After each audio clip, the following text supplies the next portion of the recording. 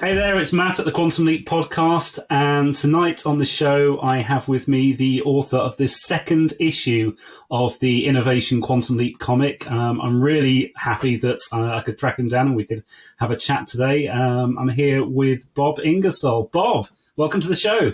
Thank you for having me. Thanks for your time today.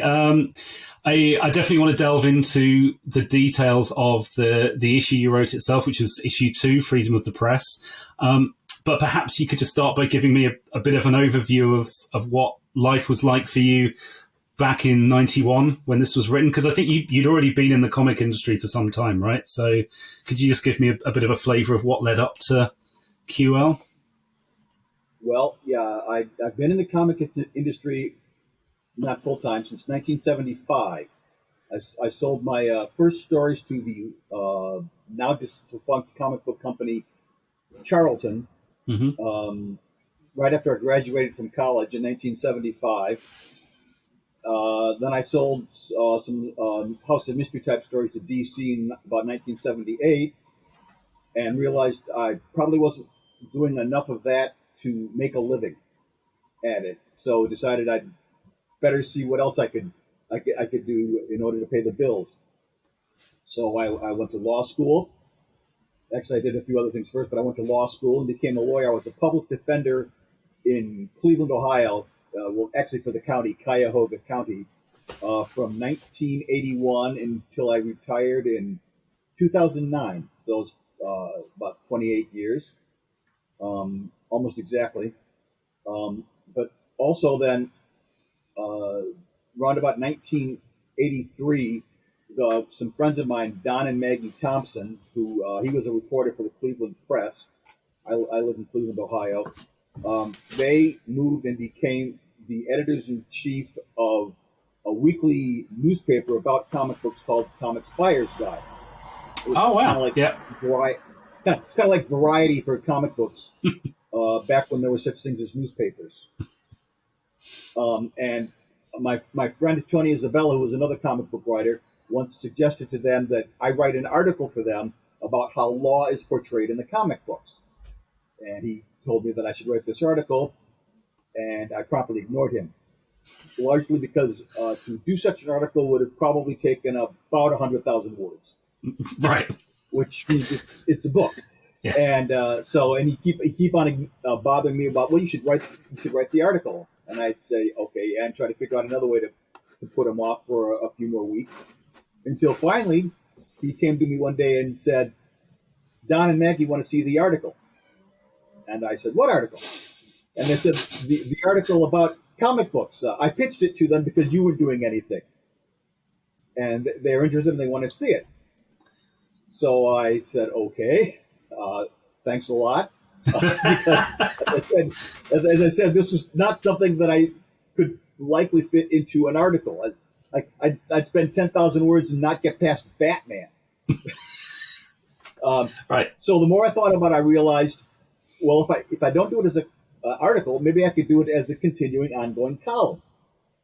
So I wrote up 3 installments of the column and sent them in on spec to Don and Maggie. They loved it, printed them, and asked for more. I called the column "The Law Is a Ass," which most people then tell me, isn't that grammatically incorrect? And I have to keep on telling them, talk to Charles Dickens about it. Yeah. It's a quote from chapter 51 of Oliver Twist. and I've been doing that actually semi-regularly since 1983. Let's see. The Comics Buyer's Guide became a monthly magazine in about 2005 and lost a lot of their ad revenue, so lost a lot of their page count. And they actually didn't usually have room for me in the magazine anymore. So from about 2005 to 2014, I didn't really write many columns. I wrote a few that I showed to friends and stuff, but didn't write many. And then in 2014, the web manager of a comic related website, comicmix.com.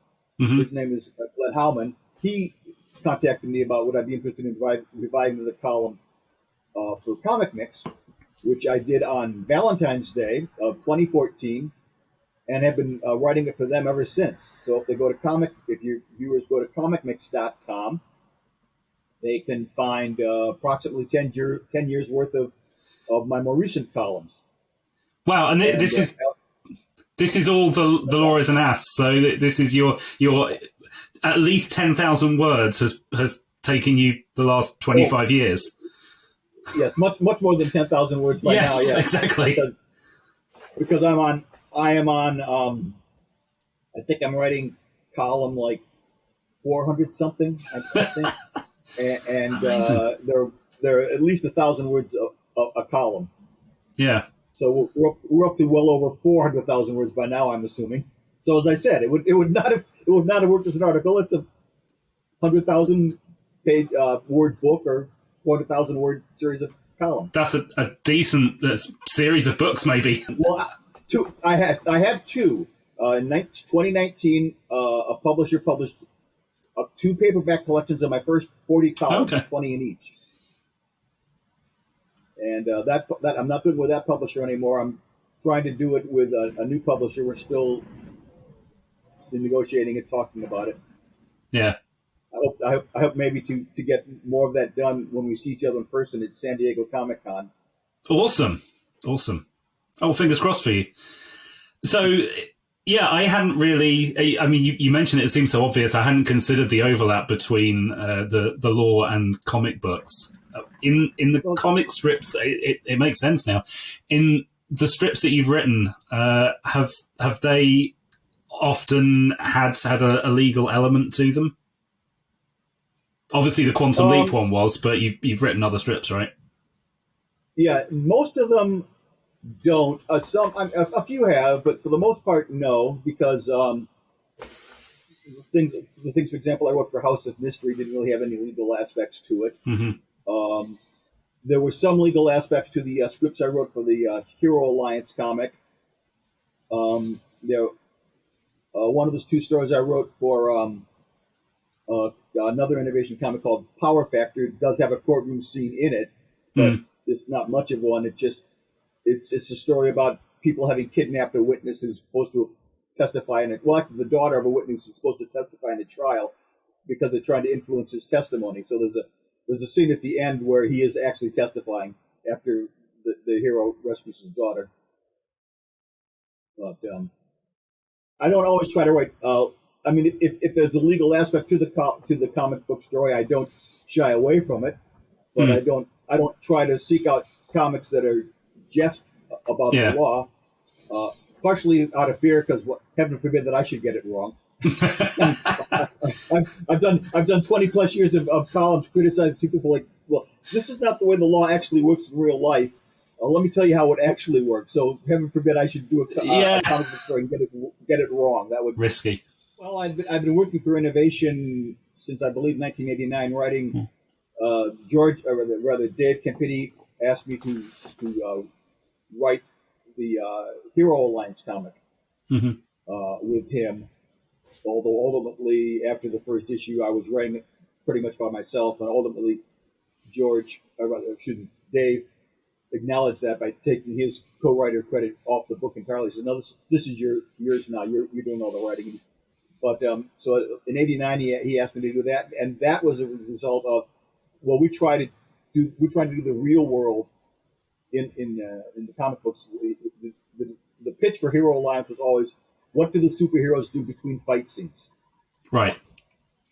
Well, fun idea. So like dealing with real world problems. And like he says, and seeing as how your whole column is based on bringing the real world into comics, I thought you'd be an interesting voice for the Hero Alliance comic. So I was writing that. I wrote that for about a year and a half, and I wrote other things for them. I wrote an issue of Lost in Space comic, which I worked with. Actually, when I did that, I worked in conjunction with Bill Mooney because he was going to be. I wrote issue 12. Bill was going to be taking it over with issue 13, and his storyline had them getting to arriving, the Robinson family actually arriving at Alpha Centauri. So he said, if you could get them to Alpha Centauri, I would appreciate. In your story, I would appreciate it. He says, I said, well, how far into Alpha Centauri do you get them? You need them. He said, well, whatever works within, so that you can still tell your story. If all you do is that they look at this spaceship from the same race that paid Dr. Smith to sabotage the original Jupiter 2 mission, and they find actual star maps that will tell them where they are and how to get to Alpha Centauri. If that's all you do, that will be fine. I decided, for my own personal selfish reasons, I at least got them as far as getting to the Alpha Centauri solar system, so that I could say that I was the person who actually got the Space Family Robinson to Alpha Centauri. Nice. That's it. So I wrote into that. And most of what I did for them was Hero Alliance, but I did write a Quantum Leap and a Lost in Space. So I guess on the topic of Quantum Leap, then, I mean, I know in the TV series often, if somebody had a particular field of expertise, the anthology nature of the show meant that could be called upon. When it came to you getting involved in Innovation's Quantum Leap line, was this you saying, hey, I've got a legal background, let me write something legal, or was this David and George approaching you for that reason, or something else entirely? It's actually George mostly. Dave was the publisher of Innovation and editor in chief, but George was the sole editor on Quantum Leap. I mean, he did basically called all the shots, and he actually came to each writer. And what he did was he wrote the leap-in page. Yeah. For every issue. So the leap-in page at the end of issue 1, when Sam leaps into the body of Willie Jefferson, who's on the electric chair, he wrote that, and then gave it to me and said, "Okay, write a story about this leap." And he said he wanted to do that because he wanted the writers to kind of feel in the same "where am I, what am I doing" point of view that Sam would have when he came into a leap-in. The difference being, of course, that when Sam leaped into a body, until Al finally arrived, Sam was going, "What's going on?" and has no idea what he's doing, what's going on, or anything. I, of course, had a month or more to look at this page and say, okay, what story am I going to construct about this? Yes. And then in my case, had to change it all.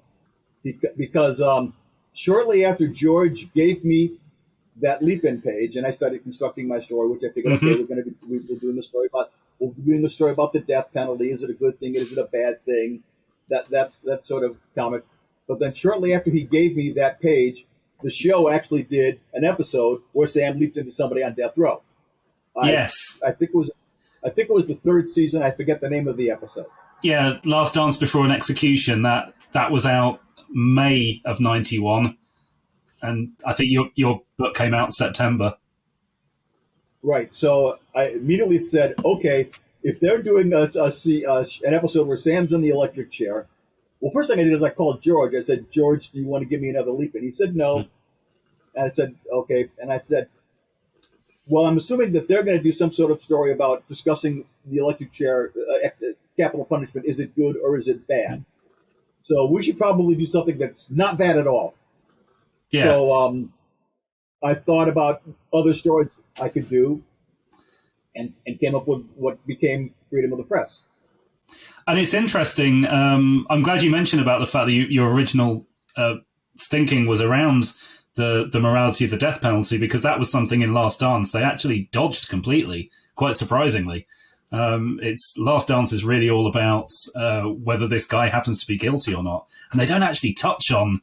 Surprisingly, for a show like Quantum Leap that was quite bold, they never touch on that. So I'm glad to hear that your book almost at least went there, and understandably why you didn't, thinking that the TV show would have gone there. So this was effectively a replacement. I guess one thing, just in terms of the timing of this, was the first issue out and complete by the point where so when you were writing this, you didn't know what the comics were going to be like. You had nothing to base this on besides the show. Well, I knew what comic books based on television shows were like, because I've read any number of Star Trek comics and Star Wars comics, and in the olden days, comics based on shows like Cheyenne, Maverick, Surfside, not Surfside, 77 Sunset Strip. I mean, I've read enough tie-in comic books, even some issues of the Bob Hope and Jerry Lewis comic books.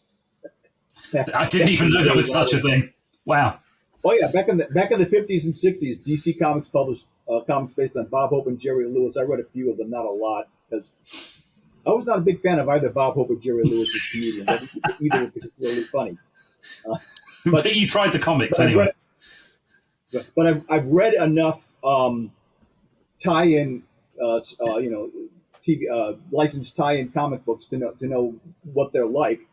So I was worried about that. No, actually, the biggest chunk of preparation I did kind of was got out my VCR and recorded 5 or 6 weeks worth of shows to have, just so I could go back and study the dynamics of Sam and Al's relationship, their speech patterns, and stuff like that. And actually, my issue actually was published sooner than originally was scheduled. It was originally scheduled to be more like issue 5 or 6, something like that. But based on the nature of this comic, you could shuffle them around all very easily because it wasn't a continued story or anything. But George told me that he was pushing mine up to issue number 2 because he said my script is the first script he didn't have to send back to the writer 2 or 3 times so that the writer could get the banter between Sam and Al correct. He says, I got it right on the first try. And I said, well, that's really a matter of my having I watched every episode, but also studying like the last 5 very carefully before I started writing. So I'd know them as well as I know my own speech patterns by the time I did this. Yeah, I was wondering what you'd done in prep for that, because it did. The voices came through so loud and clear. It definitely showed. Did you did you have to get involved? I don't know if this is more of a question for George, but did this all have to go past Universal or anything with licensing, or was this very much arm's length? No, it would have had to have been cleared with whoever Innovation's contact at Universal was for getting clearances. All of those things do have to go through some contact with the owner of the intellectual property. Sometimes that's very easy. Sometimes the the person in charge of clearing these things could be a bit of a prick. Yeah, I won't mention any names of this, but there's a very famous person who used to be involved with the Star Trek license that was very difficult to deal with about certain things. And I imagine then that would have ended up coming back to you if there had have been anything to say, oh, look, yeah, we've had this feedback, you need to change this, you need to change that. So I guess the fact that would have depended on the lead time. If that issue had been scheduled and they were all set to go with it and had to send it to the printer, they might not have had enough lead time for them to send it back to me and me to send it. Remember, this was 1991. We had the internet existed, but the ability to send large files and stuff through the internet didn't exist. I had to use FedEx. So if the deadline had been really tight, George might have done it as the editor and having written the first issue. Right. But fortunately, they wanted no changes. Universal didn't ask for any changes that I know of in that comic. Again, that speaks to the prep that you did and the story that you came up with in a short space of time. Moving on to something a bit more specific, I'm really intrigued by something that I don't think the rest of the comics ever did, but came up in the series from time to time. Where did this Steven Seagal cameo come from? The TV show did these kind of little young versions of occasionally. That was not my idea. Okay, well, it was because it seemed to be quite.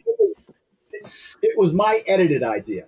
Okay. George loved the brushes with history that they would do in the show. Like the most famous one I can think of is the one when Sam is working as a waiter or something, and he goes into the bathroom to do something. He meets a young Michael Jackson and shows Michael Jackson how to moonwalk. And they had those, I believe George called them brushes with history. They had those in several of the episodes. I never liked them. I always thought they were contrived, phony, coincidental, unlikely, and I never really liked them. But George said, "Can we do a brush of history where when Sam is doing the kung fu on this, Chuck Norris sees him and gets inspired to become a martial artist?" I said, "Well, if you really want it, I can do it." But I said, "But let me check on something." And I quickly checked Chuck Norris and found out he was born in 1940 or something like that. So that this story took place in 1963. Mm-hmm. By the time this happened, Chuck Norris would not have been a young man. He would have been in his 20s. And so I said, well, George would really like it. So I said, George, we can't do it with Chuck Norris. He's too old. I said, but I checked. Steven Seagal is 1 year older than me, which means in 1963 he would have been 13 or 14, depending on when the story takes place. Mm-hmm. So we could use Steven Seagal. I said, okay, use Steven Seagal. So we used Steven Seagal. And was it good? So it was half my idea. My idea was to use Steven Seagal because Chuck Norris wouldn't have worked. But it was not my idea for the brush with history because as I said, I never really liked them on the show either. Okay, fair enough. It's just it always interested me, and I don't think that many of them came up later in the comics either. No, and they also stopped doing it on the show after about the second season. Yes. Yeah, exactly. It was very much an early thing until they came back in the final season and started going all out with leaping into Lee Harvey Oswald and things like that. And the kind of the big, not just brushes with history, but actually focusing whole leaps around them. Was the chimpanzee episode in the last season too, or was that in another season? No, that was season 4. That's really odd because season 5 is just the one that's full of gimmicks, and you'd think the chimpanzee episode would have been right in the middle of that, but no. That was one of those strange early ones. Yeah, Scott Bakula in a diaper. Or the episode when he leapt into himself, but that was, I think, third season. That was third season, yeah. On the topic of compromises, I guess, what you've got there, and I've familiarised myself with it again today, what you've got in 24 pages is quite a dense and complicated, multi-layered story. Was there anything? Yeah, in a good way. It's that there's a lot to it, and a lot more to it than most of the other stories in that range. Was there any thought to stripping it out and simplifying it, or conversely, was there anything that you really wanted to try and get in and just could not pack it all into such short form storytelling? There wasn't anything that I wanted in there that I didn't have room for. Everything I wanted in the story was there. If there had been something I really wanted in that I didn't have room for, I would have really asked George, "Can we please get rid of the Steven Seagal brush?" Yes, I would like those 3 panels back to do something else. But no, I mean because when I do a comic book story, one of the first things I do is I do breakdowns. So I come up with a basic plot, and I will do breakdowns. How many pages for this? Mm-hmm. How many pages for, in a writer's room? They used to, in a writer's room on a TV series. They used to do that with 5x7 cards tacked to the wall. Now they do it with the whiteboard. But I'll do the same thing, but with breakdowns. So I knew pretty much before I started even scripting it exactly page by page what was happening. So I knew how to fit everything I wanted to put into that story. Into the 24 pages. Did you, after Freedom of the Press, was there any talk about you coming back to do a follow-up for Quantum? Did you want to do a follow-up for Quantum? Oh, I very much wanted to do another story. As a matter of fact, when George told me that I was the first writer that he didn't have to send the script back for multiple rewrites on Sam and Al, I said, good, so I want to kind of expect my next issue. And he said, well, not right away, because Dave Campitti, he told me that Dave Campitti, the editor-in-chief, had the feeling, well, seeing as how the same writers don't write every episode of the television series, fans of Quantum Leap are expecting different writers in every issue. And I looked at George and I said, does he realize how silly that is?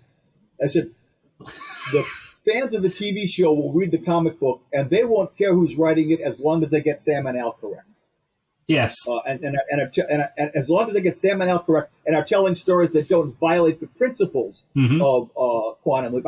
I couldn't write a story in which Sam decides, the heck with it, picks up an AK-47 and just blows the bad guy away. I couldn't do that. But as long as I was writing stories that are true to the spirit of the series and also true to the relationship between Sam and Al, the views of the show aren't going to matter. Readers of comic books expect the same writers issue after issue. So having different people every issue might turn them off. And George says, yes, I told him that. He realizes that. But he wants to do the series he wants to do the comic book series like the TV series and not have different writers every issue. And then unfortunately, before I could get a chance at another issue, Innovation basically went under. Yeah. I didn't get to write another issue. Did you have anything in the back of your mind? Could we imagine what a second Bob Ingersoll story might have looked like? No, I didn't, because of the way George was doing it. He wanted to give every writer the leap-in. Of course, right. So I wasn't thinking of what would I do in the second issue. I was thinking, well, what will George do me? What might George throw at you? Yeah. And what will George throw at me? And what will I then do with it? Yeah. Understanding, as I said, I've got the advantage of several days of research and thinking about it before I have to decide what I'm going to do with it, as opposed to the 5 seconds that Sam Beckett would have usually had. Yes. To decide what I'm going to do with this leap-in. So just to maybe start to take us towards a wrap up, then I know you said at the moment you're still working on your column, and you we'll put the link in the comments under the YouTube video to their website. Is there any other work that you're doing that our viewers and our listeners can expect or can count for this year? Nothing they can expect at the moment. I have had a long gestating horror graphic novel that I'm kind of plot blocked on at the moment. I've got to get over that, because I've got a publisher that's interested in publishing it, but I've got to figure out how the plot works. Right. I have a strange kind of writer's block. If I know in the back of my mind that the plot isn't working for some reason, I can't write it. I can't. Stephen King famously just starts writing and doesn't really plot out his books ahead of time. He says he wants to see where the story takes him. Well, that's kind of fine when you're Stephen King and you have anywhere from 600 pages to 1,000 pages to tell your story, and you know it's going to sell no matter what. What. When I'm talking about something that the publisher wants, like an 80-page story, I've got to pretty much know how the plot's going to work so that I can make sure that story fits in the 80 pages and that it has beats. Like most pages, most even number pages will have a nice beat for a page turn. So, that's cool. What happens in the next page? You got to get something that makes the readers turn the page. If you're doing a novel, that's not quite as important. If you're doing a TV series, of course, it's not important as well. You got to do the act breaks and make them all come back after the act breaks. With some shows, there are some shows that have had some of the most boring act breaks I've ever seen. But yes, I can add one more quick thing. I always said on that story, thank God Al was a hologram. Yes, because comic books, like television, is a visual medium. If you have page after page after page after page in a comic book of people just talking to each other, it gets boring. Unfortunately, I had page after page after page of this comic book when Sam Beckett was in a jail cell. Right. He's not going anywhere. He can't go be walking around the San Francisco Embarcadero with Al and having interesting stuff happening in the background because he's in a jail cell. So I said, what can I come up with to make these pages somewhat visually interesting, despite the fact that Sam is locked in a jail cell? And I said, fortunately, Al is a hologram. So I had him walking through the walls, walking through the bunk bed that Sam is sleeping on. He's just like walking through Sam in the bunk bed, just stuff like that, and just to make some visual stuff for both me and for the artist Rob Davis to play with, because he'd be just as bored trying to figure out how to make 4 pages of Sam and Al talking in a prison cell interesting as I would be in writing it. Yeah, I noticed there's a lot of talking in this, and yet it still stays visually very interesting. So, and again, clearly both made the most of it. Unfortunately, Al being a hologram, I could have him leave the jail cell as I did when I took him into the courtroom to see what was going on. Yeah.